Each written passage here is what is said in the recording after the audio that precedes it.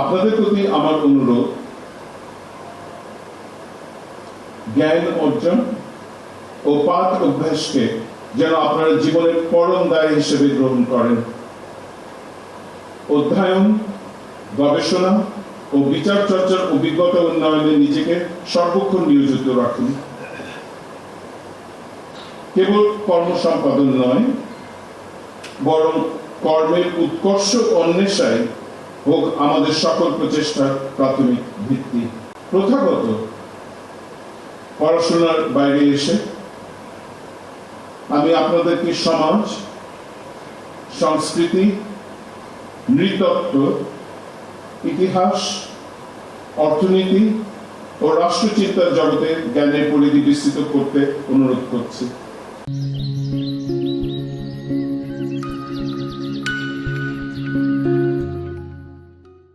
আধুনিক প্রযুক্তি বিজ্ঞানের বিভিন্ন বৈচিত্র্যপূর্ণ শাখা যেমন কৃত্রিম বুদ্ধিমত্তা, পরিবেশ বিজ্ঞান, সাইবার নিরাপত্তা, এসবেও নিজেদের বিচরণ বৃদ্ধি করুন। কেননা একজন বিচারক হিসেবে আমরা কখনোই নিশ্চিত থাকতে পারি না মানুষের জীবনের প্রাত্যহিক কোন ঘটনা নিয়ে বিরোধের সৃষ্টি হবে এবং কখন সেটি আদালতের সিদ্ধান্তের জন্য অপেক্ষা করবে। জীবনযাত্রার কোন স্তর থেকে কোন ঘটনার প্রেক্ষিতে অভূতপূর্ব সব প্রশ্নে আদালতের দ্বারস্থ হবে এবং আমাদের বিচারবোধ এবং বিচক্ষণতাকে পরীক্ষার সম্মুখীন করবে। সব রকমের জ্ঞান ও সমাজের প্রতিটি স্পন্দন যেমন আমাদের সিদ্ধান্ত গ্রহণ ও রায় লিখনের প্রভাব বিস্তার করে, তেমনি বিচারকদের অনেক অভিমতই রাষ্ট্র ও ইতিহাসের গতিপথ নির্ধারণেও অসামান্য ভূমিকা রাখে। এই কারণে আপনাদের প্রতি আমার আন্তরিক আহ্বান, ধ্রুপদী সাহিত্য, দার্শনিক তত্ত্ব ও আইনের ইতিহাসে গভীরভাবে অবগাহন করুন।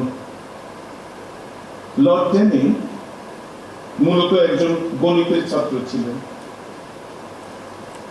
কিন্তু সাহিত্য পাঠে তার অসাধারণ আইনি প্রজ্ঞা তৈরিতে সহায়তা করেছে বলে তিনি নিজেই মন্তব্য করেছেন। আমিও আপনাদেরকে অনুরোধ করব, আপনারা যেন চিন্তায় উদার, বোধে সমৃদ্ধ এবং দৃষ্টিতে সুদূরপ্রসারী এক একজন বিচারক হয়ে উঠতে পারেন। তা না করতে পারলে আমাদের অবস্থা দাঁড়াবে সেই সব মানুষের সারিতে যারা অধিকারের প্রশ্নে পূর্ণ প্রাপ্তি প্রত্যাশা করে, অথচ দায়িত্ব পালনের ক্ষেত্রে বিরাগ ও অস্বস্তি প্রকাশ করে। সাবেক প্রধান বিচারপতি মোহাম্মদ হাবিবুর রহমান আইনের শাসন ও বিচার বিভাগের স্বাধীনতা বইয়ের একটি উক্তি এই ক্ষেত্রে প্রণিধানযোগ্য। তিনি বলেছেন, আমরা আমাদের অধিকার 16 আনা আদায় করতে চাই, বিনিময়ে আমরা কর্তব্যের কথা বেমালুম ভুলে যাই। নিজের অধিকার নিয়ে বাড়াবাড়ি করি, অপরের অধিকারের উপর চড়াও হই।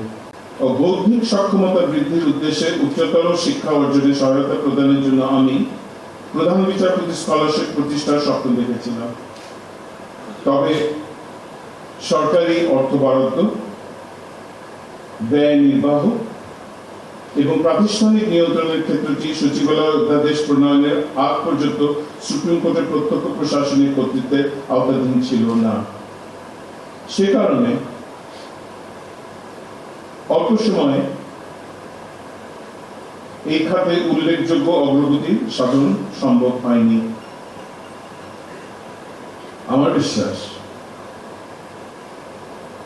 পৃথক সচিবালয় প্রতিষ্ঠার মাধ্যমে প্রশাসনিক ও আর্থিক সক্ষমতার যে স্বাধীনতা অর্জিত হয়েছে, তার মধ্যে দিয়েই আমার স্বপ্ন বাস্তবায়ন ত্বরান্বিত হবে। এই ক্ষেত্রে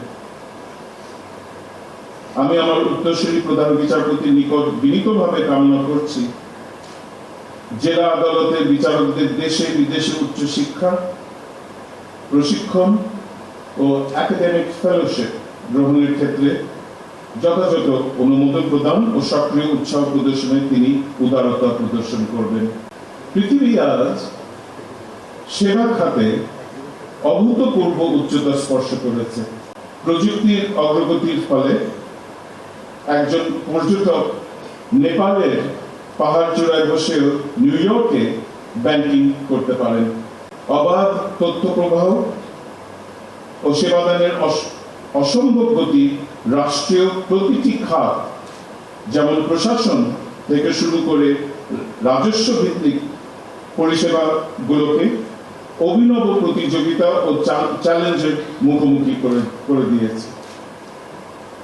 বিচার বিভাগ এই বৈশ্বিক রূপান্তর থেকে বিচ্ছিন্ন বা নিরাপদ এমন দাবি করার কোনো যুক্তি নেই।